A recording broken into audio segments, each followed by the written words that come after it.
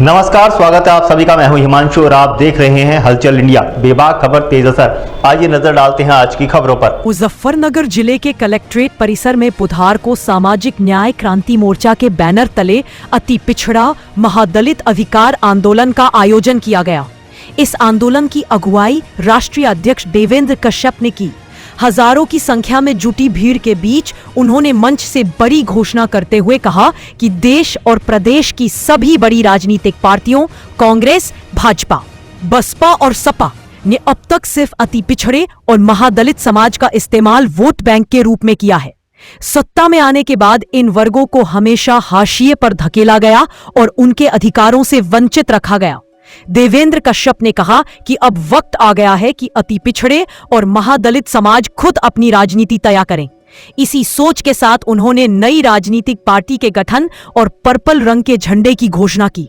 उन्होंने इसे न्याय और परिवर्तन का प्रतीक बताया। कश्यप ने साफ कहा, हमारा लक्ष्य 2027 के विधानसभा चुनावों में सत्ता तक पहुंचना है। सत्ता में आकर हम अति पिछड़े और महादलित समाज को न सिर्फ राजनीतिक हिस्सेदारी देंगे बल्कि उन्हें आर्थिक, शैक्षिक और सामाजिक रूप से भी सशक्त करेंगे। यह आंदोलन अब सिर्फ सड़क तक सीमित नहीं रहेगा बल्कि विधानमंडल और संसद तक पहुंचेगा। इस मौके पर कलेक्ट्रेट परिसर नारों और तालियों से गूंज उठा। मंच पर मौजूद वक्ताओं ने भी वर्तमान सरकारों पर सवाल उठाते हुए कहा कि स्वतंत्रता के 78 साल बाद भी समाज का यह बड़ा वर्ग अब तक अपने अधिकारों से वंचित है। कार्यक्रम में मुख्य रूप से कई हजार लोग उपस्थित रहे। चाहिए थी कि नहीं होनी चाहिए थी? होनी चाहिए थी। क्या हमारे पास जमीनें हैं क्या? नहीं। तो क्या हम किसान हैं क्या? नहीं। अगर हम किसान नहीं हैं तो व्यापारी होने चाहिए थे। अगर हम व्यापारी होने चाहिए थे तो व्यापारियों के पास फैक्ट्रियां हैं, व्यापारियों के पास कारखाने हैं, व्यापारियों के पास दुकानें हैं, शॉपिंग कॉम्प्लेक्स है। क्या आपके पास ऐसी कोई चीज है क्या? नहीं। तो क्या आप व्यापारी हैं क्या? नहीं। आप किसान भी नहीं, आप व्यापारी भी नहीं, आपके बच्चे डॉक्टर, इंजीनियर, वकील, दरोगा, मास्टर भी नहीं है। क्या कोई इस पोस्ट पे? नहीं। आप इतने लोग बैठे हैं, अपनी रिश्तेदारी में झांक कर देखो, अपने गांव में झांक कर देखो, जिला मुजफ्फरनगर के सारे थाने देखो। क्या एक BSHO कश्यप पाल सैनी कुमार नाई जो कि दिल्ली गररिया जिनकी आबादी 45% है, क्या इनका एक BSHO है क्या? नहीं। क्या एक भी SDM है क्या? नहीं। क्या एक भी कलेक्टर है क्या? नहीं। तो अगर आप किसान नहीं हैं, आप बिजनेसमैन नहीं हैं, आप सरकारी नौकरियों में नहीं हैं, तो आप क्या हैं? आप 78 साल बाद आज भी गुलाम हैं, कुछ मजबूत जातियों के गुलाम हैं आप। ये सच्चाई है कि नहीं है? जो आदमी अपने मनपसंद का खाना ना खा सकता हो, जो आदमी अपने बच्चों को मनपसंद का कपड़ा ना पहना सकता हो, जो व्यक्ति अपने बच्चों को अच्छे स्कूल ना भेज सकता हो, वो गुलाम है कि नहीं? क्या हम लोग आज 78 साल बाद गुलामी का जीवन जी रहे हैं कि नहीं जी रहे हैं? जी रहे हैं। आज भी देखो जितने लोग बैठे हैं, क्या किसी के चेहरे पर चमक है क्या? नहीं। ये 78 साल बाद आपकी चमक छीनी गई।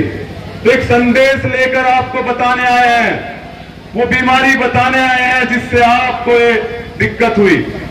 ना आप व्यापारी बने ना किसान बने। जबकि जब देश आजाद हुआ सभी के पास कच्चे घर थे, सब गरीब थे। ये बात सही है कि नहीं है? सही है। भाई जब देश आजाद हुआ सब गरीब थे, लेकिन आज 78 साल बाद बहुत सारी जातियां बहुत मजबूत हो गई और बहुत सारी जातियां बहुत कमजोर हैं। आजादी के 78 साल बाद आज बहुत सारी जातियां बहुत कमजोर हैं और बहुत सारी बहुत मजबूत हो गई। इसका कोई तो कारण बना होगा, इसका कारण बताने आए हैं। और कैसे आप मजबूत हो गए ये आपको बताने आए हैं। जब देश आजाद हुआ तो देश आजाद होने के बाद एक व्यवस्था बनाई गई कि देश में वोट से राज आएगा, देश में वोट पड़ेगा और वोट से राजा बनेगा। ये बात तय की गई जब देश का संविधान लागू हुआ। पहले रानी के पेट से राजा पैदा होता था, चुनाव चिन्ह दिया। और सबसे पहले 1952 का जब चुनाव हुआ, क्योंकि वे समझ चुके थे कि political power is the God power, क्योंकि वो भगवान की पूजा करते थे मंदिरों में, आपके यहाँ हवन करते थे। वो समझ गए थे कि भगवान की शक्ति के बराबर एक शक्ति हो रहा है जो सत्ता की शक्ति है। बताओ, सत्ता की शक्ति भगवान की शक्ति के बराबर है कि नहीं है? भाई सत्ता जो चाहेगी वो होगा, ये बात सही है कि नहीं? सत्ता जो कानून बनाएगी वो आपको मानना पड़ेगा। अगर सत्ता आज 8 बजे प्रधानमंत्री जी आकर कह दे कल से 500 का नोट नहीं चलेगा, किसी में हिम्मत नहीं है कि नोट चला दे। सत्ता कहेगी जिसको राशन मिलेगा, सत्ता चाहेगी जिसको राशन कार्ड मिलेगा, सत्ता चाहेगी जिसको मकान मिलेंगे, सत्ता चाहेगी जिसको पेंशन मिलेगी। तो सब कुछ सत्ता चाहती है और सत्ता वोट से आती है। तो पंडित जी की सत्ता 1952 की जब सरकार बनी तो इस देश के प्रधानमंत्री कौन बने भाई? पंडित जवाहरलाल नेहरू। इस देश के राष्ट्रपति डॉक्टर राजेंद्र प्रसाद वो भी पंडित जी थे। उत्तर प्रदेश के मुख्यमंत्री पंडित गोविंद वल्लभ पंत बने। यानी सारी पोस्टों पर सांसद विधायक पंडित जी रहे, तो उनके डीएम कलेक्टर दरोगा सब बने। तो पंडित जी के पास आज झंडा है तो मजबूत है कि कमजोर है? मजबूत है। पंडित जी मजबूत है कि कमजोर है? मजबूत है। उसके बाद बात समझ में आई व्यापारियों के। ये भीड़ परेशान भीड़ है। ये भीड़ आजादी के 78 साल बाद जो इनको हिस्सा नहीं मिला, जो इनके बच्चों का हिस्सा लूटकर दूसरों को दिया गया, चाहे वो नौकरी हो, चाहे ठेकेदारी हो, चाहे कोई भी व्यवस्था हो, अब ये जातियां समझ गई है कि वोट हमारे पास है, राज दूसरा कर रहा है। तो इन्होंने भी आज अपना झंडा लॉन्च किया है। अब इन जातियों का पाल, प्रजापति, कश्यप, सैनी, नाई, जोगी, विश्वकर्मा, बंजारा, वाल्मीकि, खटीक, धोपी, पासी, इनकी भी एक झंडा आ गया है, पार्टी आ गई है। ये समझ गए हैं कि पहले रानी के पेट से राजा पैदा होता था, लेकिन अब वोट से राजा पैदा होता है और राजा कानून बनाता है। तो ये कानून की ताकत अपने हाथ में लेंगे। और ये पार्टी आज झंडा लेकर आई है। 2027 का चुनाव उत्तर प्रदेश में मजबूती से लड़के इन पार्टियों को सत्ता से बाहर करेगी, चाहे वो कांग्रेस रही हो सत्ता में, चाहे आज भारतीय जनता पार्टी हो, जो मोदी जी, योगी जी हैं, इन्होंने सबसे ज्यादा नुकसान अति पिछड़ी जातियों का किया है, चाहे सपा बसपा हो। इन सभी पार्टियों का अब गांव में इनको हम नहीं घुसने देंगे और अपना झंडा घरों पर होगा। 65% आबादी चुनाव लड़कर देश की सत्ता और प्रदेश की सत्ता में जाकर। तो आप भाजपा के गुणगान गा रहे थे, ऐसा क्या हुआ कि आपको? नहीं, हमने तो गुणगान गाए नहीं, हम तो मावी अधिकार की बात कर रहे थे। हमने तो कहा था राघवेंद्र कमेटी की रिपोर्ट योगी जी लागू करते हैं, उन्होंने 2018 में बनाई थी।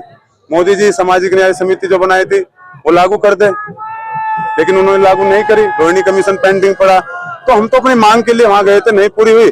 हमारे समाज ने हमें कहा कि आपको 15 महीने हो गए हैं, समाज की बात उठने ही पूरे पश्चिम उत्तर प्रदेश के लोग आए थे। उन्होंने कहा कि अपनी पार्टी, अपना झंडा लाओ। तो आज समाज के कहने पे, इन अति पिछड़ी जातियों के कहने पे झंडा आ गया है, पार्टी आ गई है। अब चुनाव में हिस्सा लेंगे और लोकतंत्र में सत्ता में पहुंचकर इनका हिस्सा लिखेंगे। किस एजेंडे को लेकर आप चुनाव में रहेंगे? एजेंडा यही है ना कि जब आप देखो, देश का विकास कब होगा? जब कमजोर लोग को कुछ मिलेगा। आज अभी भी 60 से 65% लोग ऐसे हैं, गांव में चले जाओ, पूरी की पूरी जातियां गरीब है। हम कहते कि चलो कुछ जातियों में कुछ अमीर, कुछ गरीब, लेकिन यहाँ तो पाल पूरा गरीब, प्रजापति पूरा गरीब, सैनी पूरा गरीब, नाई पूरा गरीब, कश्यप पूरा गरीब, उधर ठाकुर और जो बड़ी जाते हैं मजबूत है। पंचायत चुनाव में भी कैंडिडेट हो 40 के 40 वार्ड पर हमारी पार्टी से समर्थन से चुनाव लड़ा जाएगा।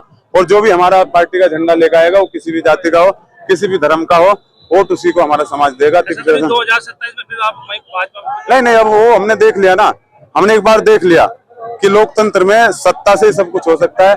हमें गुलाम बन के नहीं रहना, ये गुलामी कराते हैं पार्टियां और कुछ नहीं। अब अपना स्वतंत्र झंडा होगा, अपनी पार्टी होगी, अपना नारा, अपना नेता, अपना चुनाव चिन्ह और अपनी सरकार।